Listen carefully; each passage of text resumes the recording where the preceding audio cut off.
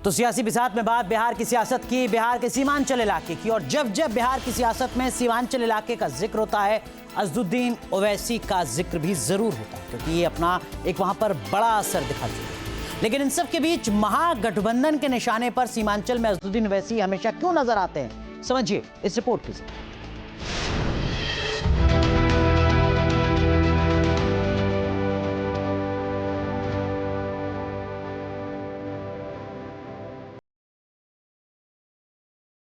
बिहार के चुनाव में ओवैसी की भूमिका उन सियासी दलों की टेंशन बढ़ा रही जो मुस्लिम वोटों पर अपना एकाधिकार समझते रहीं। दूसरे चरण के पहले जैसे जैसे ओवैसी फैक्टर सिर उठा रहा है, महागठबंधन नेताओं की धड़कन बढ़ती जा रही है।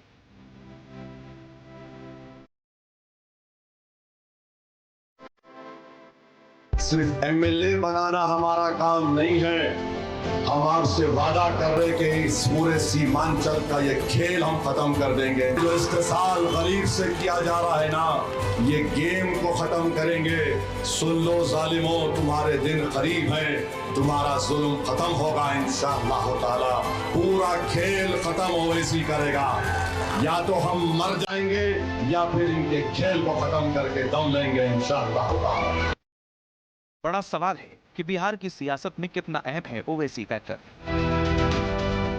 क्या पिछले चुनाव की तरह एक बार फिर बिहार की सियासत में ओवैसी फैक्टर का असर देखने को मिलेगा? महागठबंधन में ओवैसी फैक्टर के खौफ का अंदाजा इस बात से लगाया जा सकता है कि तेजस्वी यादव ओवैसी को एक्सट्रीमिस्ट बता रहे हैं। हालांकि तेजस्वी के इस बयान पर असदुद्दीन ओवैसी करारा वार कर चुके हैं। आप बताइए हमको, हम तेजस्वी को बोलेंगे बाबू एक्सट्रीमिस्ट को तुम जरा अंग्रेजी में लिख के बता दो।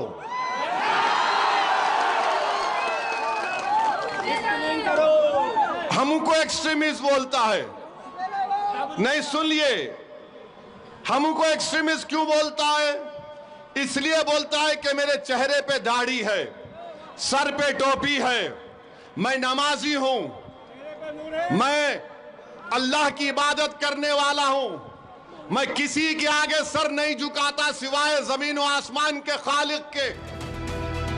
वैसे इस बार ओवैसी की सियासी मुहिम की धार को कुंद करने के लिए महागठबंधन की तरफ से कद्दावर मुस्लिम नेताओं की फौज को उतारा गया है। कांग्रेस नेता और शानदार वक्ता इमरान प्रतापगढ़ी भी शामिल हैं। इमरान प्रतापगढ़ी घूम घूम कर पूरे बिहार में प्रचार कर रही हैं। नीतीश और बीजेपी के साथ ओवैसी को कटघरे में खड़ा कर रही हैं।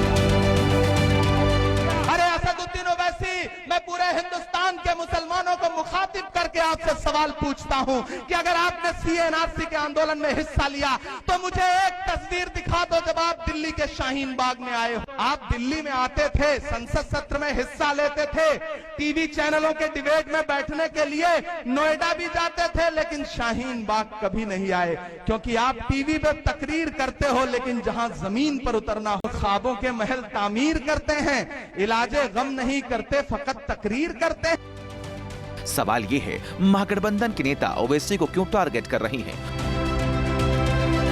ओवैसी को टारगेट करने के लिए कांग्रेस के अलावा समाजवादी पार्टी के मुस्लिम नेता भी चुनाव प्रचार कर रहे हैं। इसमें अफजाल अंसारी शामिल हैं। अफजाल अंसारी भी ओवैसी पर वार कर रही हैं।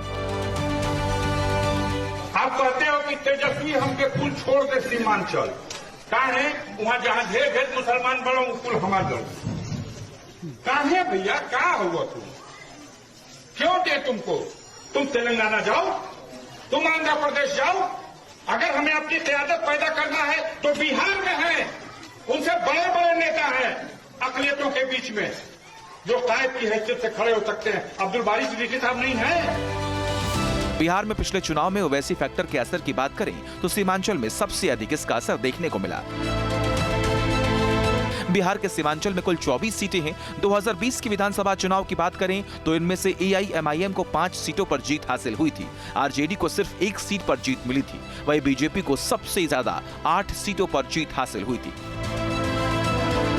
पिछले चुनाव में रिजल्ट का यही आंकड़ा है जो महागठबंधन को परेशान करता रहा है। यही वजह है कि इस बार ओवैसी फैक्टर की धार को कुंद करने के लिए महागठबंधन की तरफ से जमकर मेहनत की जा रही है। Team news nation.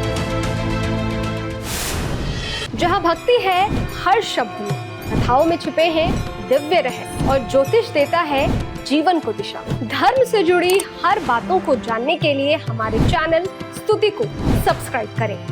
चैनल पर जाने के लिए इस लिंक पर क्लिक करें।